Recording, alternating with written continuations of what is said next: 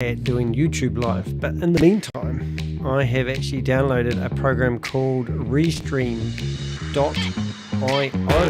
And if you want to know how I'm actually getting this lovely stuff all broadcasted onto YouTube Live, Facebook Live, Twitch, and also Twitter, then what you need to do is you need to message me and I'll give you a link and you can make me lots of money. That'd be good. I think it would be good. Why I'm doing a YouTube Live. Now, Dave, my friend, he did pop in here and we were trying to get the sound right, but something broke, so he's disappeared, so he may come in a few minutes. But what I wanted to do is I wanted to show you an article. Yes, an article in the Sydney Morning Herald. Now, it was the 19th of October that this was published, so it's only 6 days ago. But the real cool thing about this article is it talks about our BlockChain Global company. And now the liquidators have taken it to court. So I thought I'd read it piece by piece and tell you my 2 cents worth along the way. So let's have a listen to the first paragraph. An Australian cryptocurrency exchange that collapsed last year, trapping more than $20 million of customer money dipped into customer funds to provide a loan to support another part of its business instead of keeping the funds on reserve. A court has heard. The group, BlockChain Global, which operated the ACX exchange, also pooled customer accounts into a single fund and mingled that money with company funds, and kept scant records of the trades by each of its customers. Wow, little do we know. Yes, we did know that was happening, but interesting enough, the company that owned 40% of BlockChain Global, from what I learnt, was actually not Colin Starr Group, but Bitcoin Group or some other group anyway. But they, so it was a bit of a scam really, just to steal people's money. They had 3 attempts at getting onto the BlockChain Global. So there they are. So I don't know if you watched my video lately, but about 4 videos in on my YouTube channel. And I've also got an Odyssey account, which has got a lot more content that I can't actually publish on YouTube. So do check that out. There's a link on the top right-hand side of my YouTube channel for my Odyssey account. Now, just the one I did about Sam Lee, he's alive. Now, he's been in hiding for about 9 or I think 10 months, and he stuck his ugly head out, and he's started up a new Ponzi scheme called Stable Deo. And I just can't believe that this guy has actually stuck his head out after being in hiding for so long. But the reason why he was in hiding was for this very article. So it's quite exciting. So let's see what happens. So there's the 3 people involved here, Alan, Jin, and Sam, and they tried 3 times to get their company on the Australian blockchain. So let's have a listen to these paragraphs. The unusual trading activities of BlockChain Global were laid bare at the Supreme Court of Victoria on Wednesday during public liquidators' examinations into the group. BlockChain Global collapsed in October last year, owing creditors as much as $50 million, including hundreds of Australian account holders who lost large sums after the group blocked withdrawals. Liquidators Andrew Yeo and Ines Cole from Pitcher Partners are now investigating the disappearance of the millions of dollars deposited into the platform by its customers before its collapse. The examinations have provided an insight into the management of one of Australia's first Bitcoin exchanges and the risks to investors dealing in these largely unregulated operators. And BlockChain Global's significant differences in business practices when compared with traditional exchange operators and stockbrokers. Now, it's interesting because the bit I didn't understand is how it talked about last year trapping more than $20 million off customers' money. And then I see. So they must have dipped into that $50,000 and took out 20 million. I'm not sure because it went from 20 million to 50 million. So if you want to help me understand that, remember I'm a wee bit dyslexic. Well, quite a bit dyslexic. But it's obviously, I've always said that they stole $50 million from Australian investors. So that they would back up that claim, I presume. All right, so what did we do? We do 3 paragraphs or 2? I can't remember now. Let's have a wee listen to these 2 paragraphs. Hope I'm not repeating them. If not, don't shoot me down. The examinations have provided an insight into the management of one of Australia's first Bitcoin exchanges and the risks to investors dealing in these largely unregulated operators. And BlockChain Global's significant differences in business practices when compared with traditional exchange operators and stockbrokers. BlockChain was formerly known as Bitcoin Global, a Bitcoin mining group that suspended its plans to list on the ASX in 2015 after the corporate regulator demanded the group address concerns about its prospectus, which included giving investors the impression that Malcolm Turnbull was backing the group. when he wasn't, and its claims to be profitable when it wasn't. By 2016, the group had restyled itself as a cryptocurrency trading business that allowed customers to invest fiat currency to then trade cryptocurrency on the ACX exchange. Fiat currency is what they're trying to say. My reader's not very good and very pronounced all the time. But isn't that interesting? So that's pretty cool. So that, BlockChain, those three guys at the top, they were involved in that. Right. And Ryan Zhu, I haven't mentioned anything about him yet, but let's carry on. Let's do those two paragraphs and see what else we can learn. The court heard on Wednesday that BlockChain Global's ACX exchange took the cash invested by its customer to trade cryptocurrency and mingled the funds into one pooled fund. Wow. A practice that brilliant money reporting rules for licensed stockbrokers trading groups, but not for the largely unregulated cryptocurrency market. Under examination by counsel for the liquidators Andrew Silver on Wednesday, BlockChain Global's chief technology officer, Jin Chen, said the company kept limited records of each customer's trades and their holdings. Well, isn't that exciting? Hey, if you're watching this live on any of my channels, it is live. It does have a chat box, and I'm using a program called Restream, and I'd love to know whether, if people chat, it actually comes up, and then I could theoretically answer your questions along the way. All right, so let's see what else I've got to say. We'll just do two paragraphs over time in case I want to chuck in my 2 cents worth. Is it the case that there was just a pulling of cryptocurrency for those customers who had cryptocurrency? Silver asked. Yes, said Chen. There's no way of identifying that this Bitcoin was owned by customer A and this Bitcoin is owned by customer B. Silver asked. Yes, Chen replied. Must have been at that time when crypto was flying off the scale, and it didn't matter what you did in crypto, you were making money. Even I made money on crypto. I had some Shinu Inu, and I think I bought a couple of $300 worth, and I got up to $1,200. I managed to pull out most of it too before it crashed, which is a hard case. All right, so we've got those two paragraphs. So let's see what Mr. Jen said yes. Next. Chen, who developed the software used by the group and oversaw the technology, the exchange is not accused of any wrongdoing and stopped working group in mid-2018. It is hoped his evidence will help the liquidators piece together the flow of money around the business and transactions within the group. Chen told the court that funds deposited by customers were then intermingled with money put into the company by its founders, as well as the proceeds of a loan taken out by ACX, using customer money and profits made from the company trading account.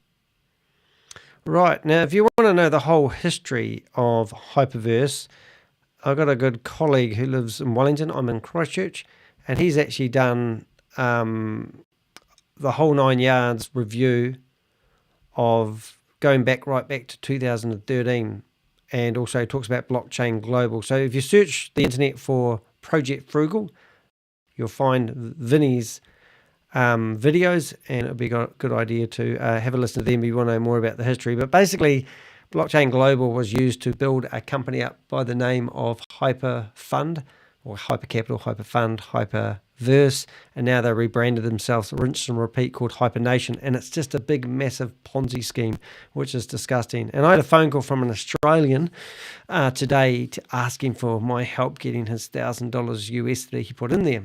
And I said, I can't help you. And I said, it's a Ponzi scheme. And he goes, oh, no, I can get my money out. And he wanted the phone numbers of all the people that have the power of getting his money out. But the honest truth of it, guys, is once you invest your money in these crypto get-rich-quick schemes, you basically lose all your money. Gone. Never seen again. Bye.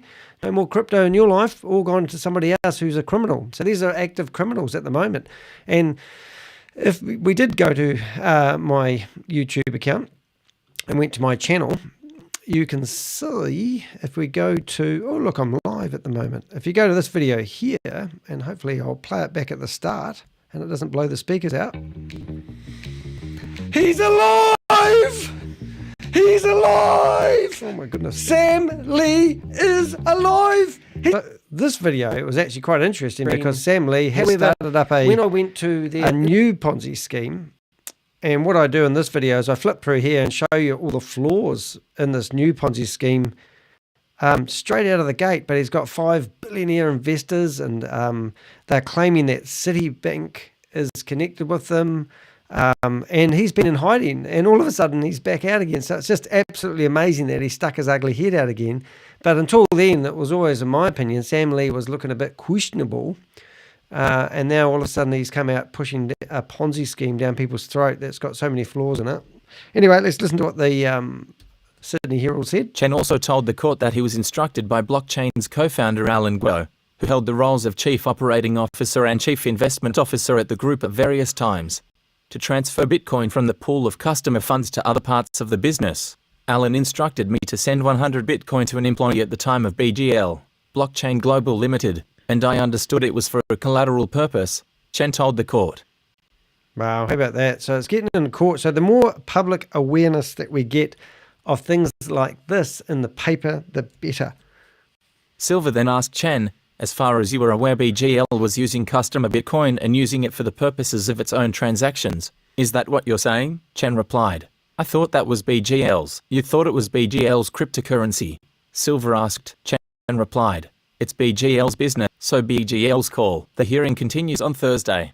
Brilliant. So now we've got the 20th, because that was the 19th, and we've got this lady. I've written to Sarah, so hopefully she comes back to me. But this is the update. BlockChain Global millions used for exotic crypto, personal payments, court told. Oh, here we go. Read all these 3 paragraphs. I'll have my computer read. I'm dyslexic. That's why I have my computer read it to me. And it'll be a lot clearer.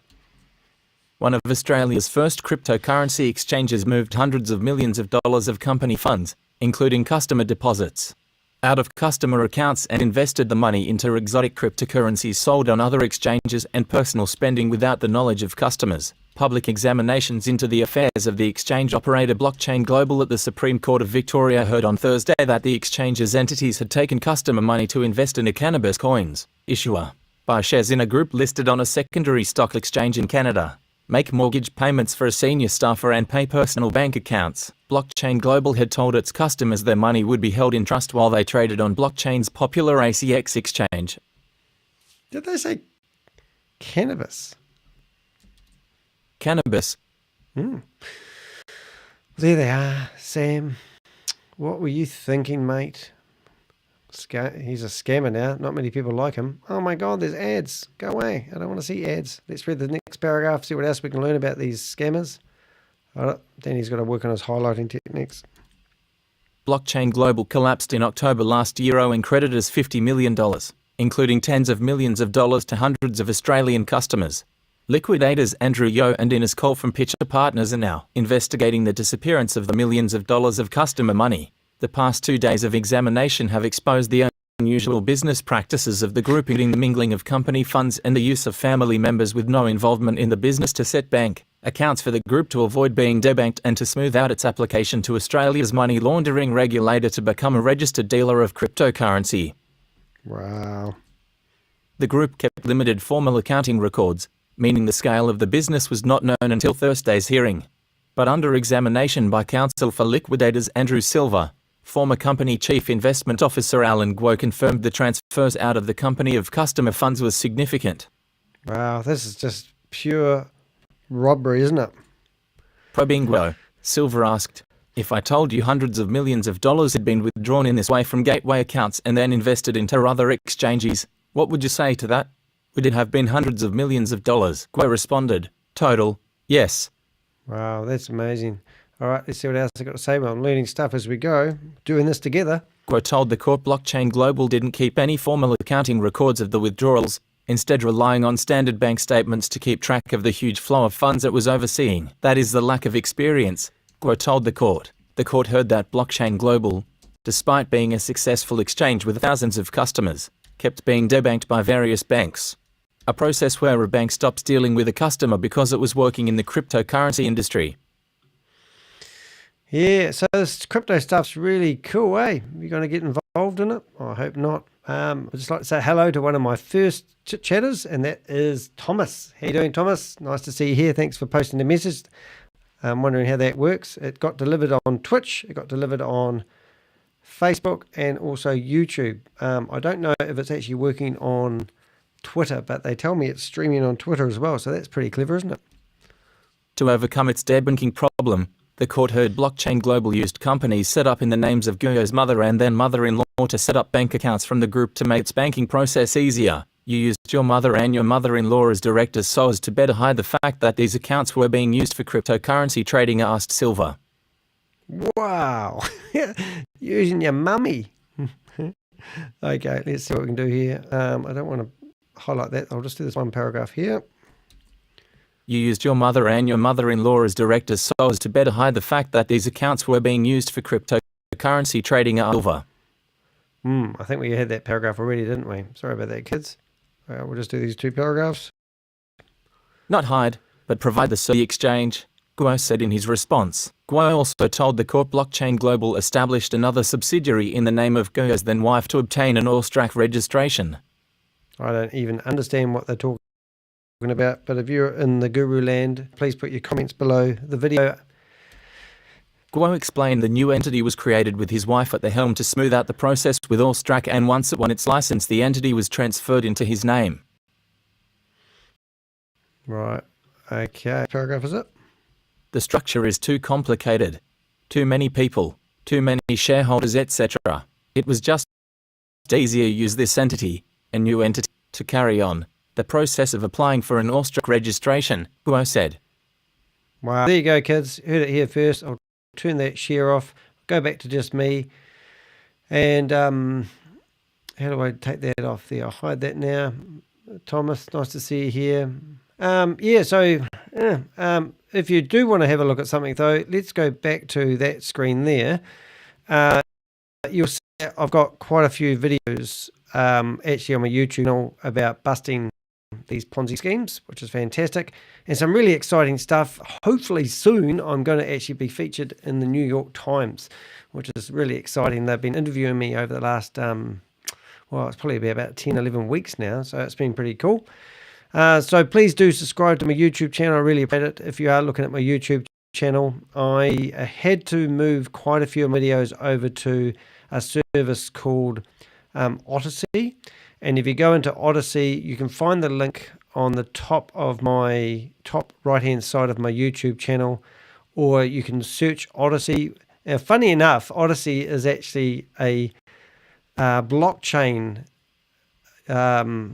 YouTube account kind of thing, and they use the blockchain technology to run and link to all your videos. But in here you'll see I've actually got quite a few videos. Now, I'm not actually trying to push my workshops down people's throats.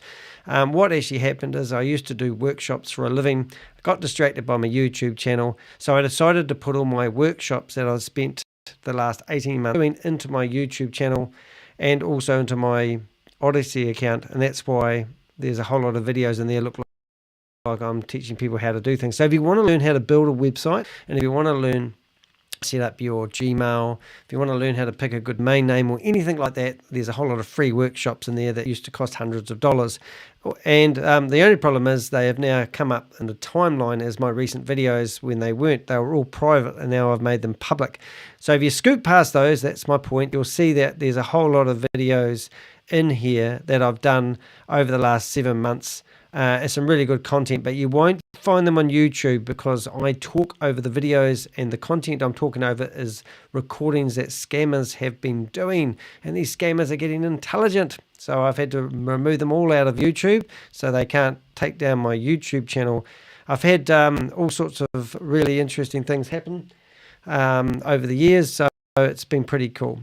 So there you go. It's just so check out my Odyssey account if you want to see what I've been doing. I've spent 40, 50, 60 hours a week building that up, but in the meantime you'll find some pretty cool content on my YouTube account. And what I'm trying to do at the moment is actually do a few more lives, and I really want people to interact with me.